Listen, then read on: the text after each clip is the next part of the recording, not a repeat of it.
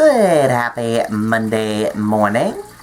I'm Riley King, and welcome to this Monday morning edition of the Riley King Newscast, right here on the Riley King Network. We have a lot of news to get to this Monday morning, so let's get started. But first, we're going to begin with a check of your weather. Update on Tropical Depression HENRI, expected to drive east on Monday, today. With more on that, let's go to meteorologist Mike Haddad with a weather forecast.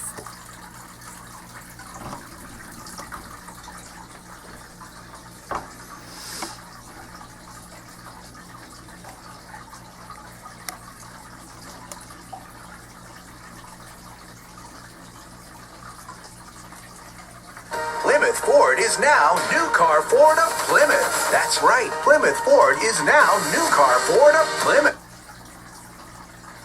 Hello everyone, meteorologist Mike Haddad here in the Stormwatch 9 Weather Center. A little late Sunday night update here on Tropical Depression HENRI and possible impacts across the Granite State between now and later tomorrow night. You can clearly see the center of circulation locked in, becoming more broad and locked in over northwestern Connecticut, slowly tracking west-northwest. It's going to hit a wall, and then the jet stream flow will help drive it back to the east Monday and Monday night. A lot of the tropical flooding rains have been off to our west-southwest on this Sunday night. Good news for New Hampshire, of course, bad news for our neighbors to our south and west. In terms of the track of the remnants of basically HENRI now, just a mere tropical depression, we'll talk about remnants building off to our south during the day tomorrow. A lot of the tropical downpours and storms that move through during Monday will be along and just south of the center. However, every so often, a few of those downpours and scattered storms may drift in across southern parts of the state. And because of that, we still have an impact, generally expected to be low on average in the state, for some heavy rain and some flooding on Monday. No flooding issues for tonight or early on Monday morning. And then medium impact for waves. As a matter of fact, during the next few hours overnight tonight and again around midday tomorrow, we do have a concern for some high surf and a potential for very minor flooding. Speaking of flooding, the flood watch remains in effect for areas south and west of the Lakes region on average, except for the Lake Sunapee zone. So Cheshire and also Hillsborough County, at least the western two-thirds, and then Merrimack County and Sullivan County are all under a flood watch for Monday afternoon and Monday night. Doppler radar earlier on Sunday night, late evening radar that was locked in at 11 to about 11:30 showed very little falling in the Granite State, and for that matter, not a whole lot feeding up from the south. But eventually, the remnants of the tropical depression HENRI have to move up to the east-northeast. A lot of that locked into our south, but as you can see on Futurecast, the potential for a couple of showers, at times, a little bit of drizzle otherwise, and certainly on the humid side. And then the best shot of scattered downpours and maybe a thunderstorm or two will be tomorrow afternoon, especially in southern parts of the state, on and off right into the evening. Later Monday night, all of that pulls off to the east, and that means we're going to see the sun developing, a slight chance of a pop-up shower on Tuesday, mainly up north, and then Triple H weather, hazy, hot, and humid for the rest of Tuesday, Wednesday, and Thursday. Okay, and there you go on that weather forecast from meteorologist Mike Haddad. Thank you for that weather forecast, Mike Haddad. And now let's get to your news. First up, heavy rain scattered ground from recent weather cause concern in southwestern areas of New Hampshire. Officials ready to respond to potential damage. Let's take a listen to that video from WMUR News 9. Plymouth Ford is now New Car Ford of Plymouth. That's right, Plymouth Ford is now new.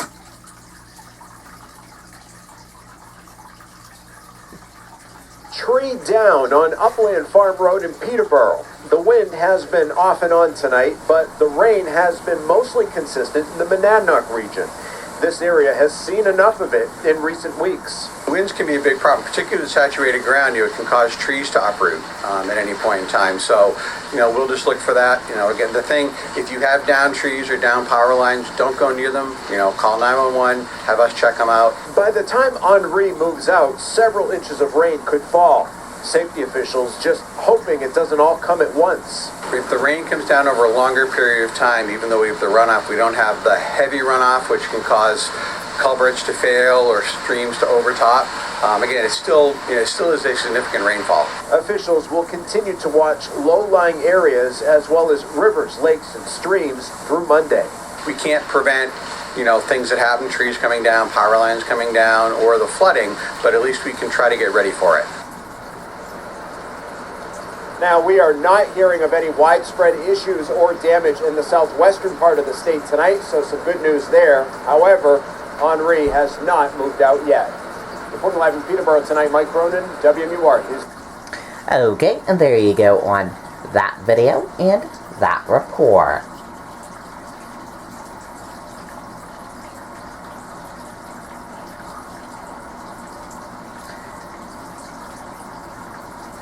Seacoast prepares for possible flooding caused by HENRI. Astronomical high tide. Midnight high tide causing concern among officials. But it wasn't a big concern, though. We can tell you that. The tropical depression HENRI coincided with an astronomical high tide on the seacoast, which caused concern over flooding. The high tide happened at 12:13 a.m. Monday morning. Emergency crews in Hampton were focused on the area of neighbors along the marsh. Usually, the last week of August is a busy time for Hampton Beach as people try to soak up what remains of summer. However, with restaurants and shops boarded up in anticipation for HENRI, Ocean Boulevard was quiet. Hampton Police Chief David Hobbs, who also serves as the Emergency Management Director, said conditions have been manageable so far, but the midnight high tide combined with HENRI could cause more flooding. He said, "We are tracking this seriously, and we are working with our state and local partners," Hobbs said, "just to make sure we are prepared in case things change. We do encourage people to pay attention to the weather and be aware of any changes that might be coming." Neighbors along the coast prone to flooding has been warned to prepare before high tide. We work closely with Public Works Department. They've given us some equipment that we may need should we need to close some roads, Hobbs said. Further north, officials in Rye also kept an eye on rising waters. You can see the Department of Transportation has signage and equipment in case the seawall doesn't hold up, and we have to respond to it quickly, Chief Kevin Walsh said. He said extra staff was on hand should there be any issues with the seawall.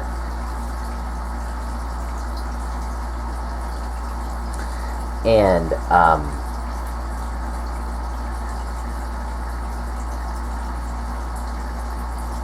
here's a look at what it looked like at midnight. As you can see. No damage, as you can see. Not too bad.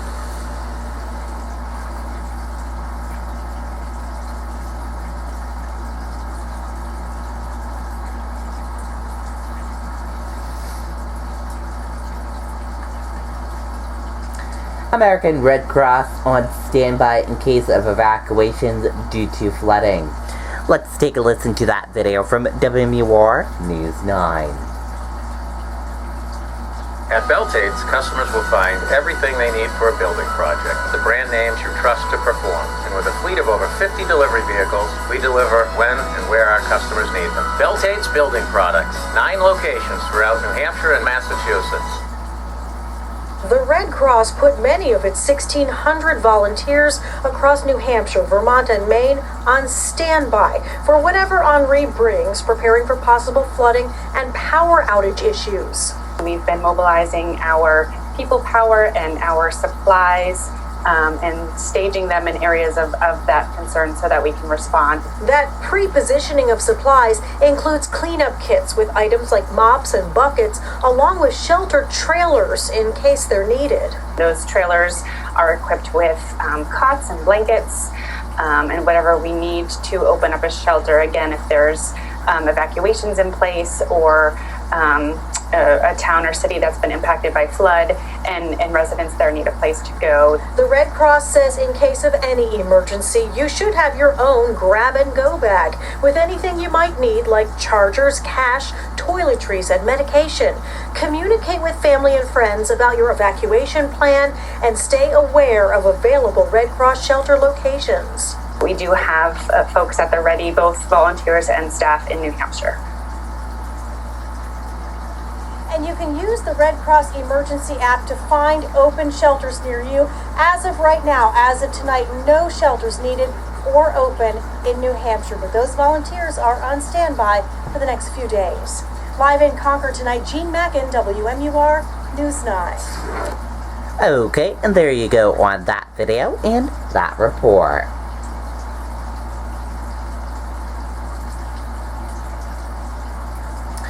New Jersey man facing second-degree murder charges in the death of 2 men at a New Hampshire hotel. Investigation underway at the hotel. Let's take a listen to that video from WMUR News 9. Plymouth Ford is now new car Ford of Plymouth. That's right, Plymouth Ford is now. A New Jersey man now facing second-degree murder charges after the deaths of 2 men in Bedford. 42-year-old Theodore Lucky also facing 3 counts of being a felon in possession of a deadly weapon. Officers responded to the Country Inn and Suites on South River Road last night. 1 victim was found in the lobby of that hotel and another in a room. This incident appears to be contained and the individuals involved appear to have been identified. So at this time, there is no reason to believe that there is a threat to the general public stemming from this incident. Details of how the 2 men were killed have not yet been released. Investigators say Lucky expected to be arraigned tomorrow. Okay, and there you go on that video and that report.